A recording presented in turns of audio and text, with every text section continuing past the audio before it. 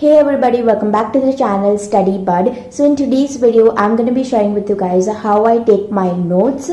So as we all are taking online lectures, this is how I like to take my notes and this is what works for me. So I've divided this video into 3 parts. The first one is how I take my notes before the lecture. Before the lecture, I don't really take any notes, but this is what I like to do before my lecture starts. Then how I take my notes during my lecture and how I take my notes after the lecture. Starting up with before the lecture. So whatever the teacher has taught the day before, I'll just like to revise it before the lecture starts. So now on to how I take my notes during the lecture. So this is what I like to do, then this is what works for me. So whenever I'm taking my online lectures, I always like to keep a rough book with me. So this is what I like to do whenever the teacher is teaching something and I think, okay, this is an important point which I have to remember. I just like to write it down. I like to write it in a way that I can read it later when I'm making my fair notes. Now on to how I make my notes after the lecture, which are my fair notes, and I like to go through these notes whenever I'm going to give my final exams/unit exams. So this is how one of my pages of my notes looks like. I try to keep my notes very clean and neat. Let me start off by giving you guys some tips which you can implement if you are making your notes. First one would be, if you are allowed to use colorful pens, then go ahead, you can use colorful pens. Or even if you like to make your notes very colorful, you can do that. I personally don't like to do that. I only like to use my blue pen and my pencil. If you are even allowed to use black pen, then one tip I would give you is write your heading with the black pen and the content of the heading with blue pen.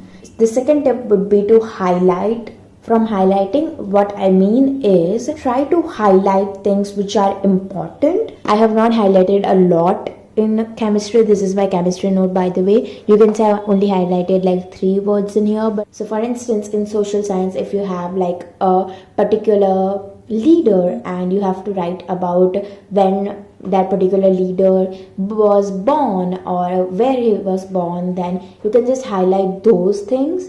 That is what I mean by highlighting, is to just underline the things which you have to remember. The next step I would give you is, whenever you are writing any formulas in your notes, make sure to make a box like this, which really helps whenever you are going through your notes. Then you will know, okay, I have to go through this formula and I have to learn this formula. The next step is, whenever you're making your notes, make sure to have your textbook besides you and the rough book. So whenever I am personally making my notes, I always like to keep my fair book, which is this one, and I always like to keep my rough book. So this is the rough book which I used when I made notes during my lecture, and I just wrote down important points. So whenever I'm making notes, I just like to go through this also and write all of the things from this. And I also go through my textbook and write the important things in my notes. So whenever I am going through my notes, I have everything covered, my textbooks and my notes which I took during my lecture. So nothing is left out basically. During the online classes, if your teacher teaches you on Blackboard or in your notebook, and if the teacher sends to you the notes, write those also in your notes, because that will help you when you are revising for your final exams. The next and the last tip is for diagrams.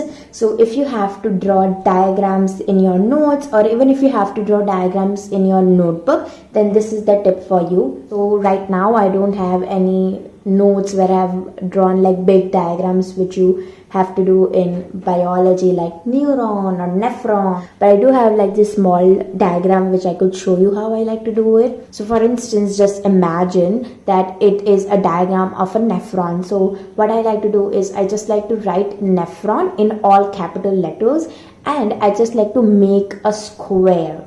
So it separates it from all the writing part and from the diagram. So I just like to make a square.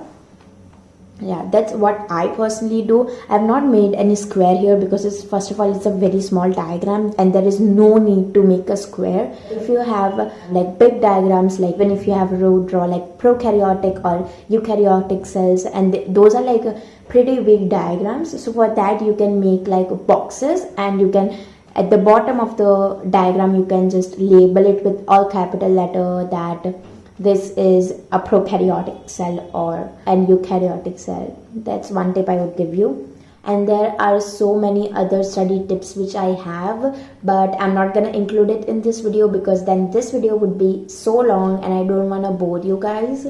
So yeah, let me know in the comments if you guys want me to make a separate video on all of my study tips. So yeah, that's it for this video. I really hope this video was helpful and you enjoyed this video. If you did, then make sure to give this video a big thumbs up, subscribe to my channel and click the notification button so you'll get notified whenever I upload a new video. Let me know in the comments if you guys have some video suggestions, and I will see you guys in my next video now. Bye.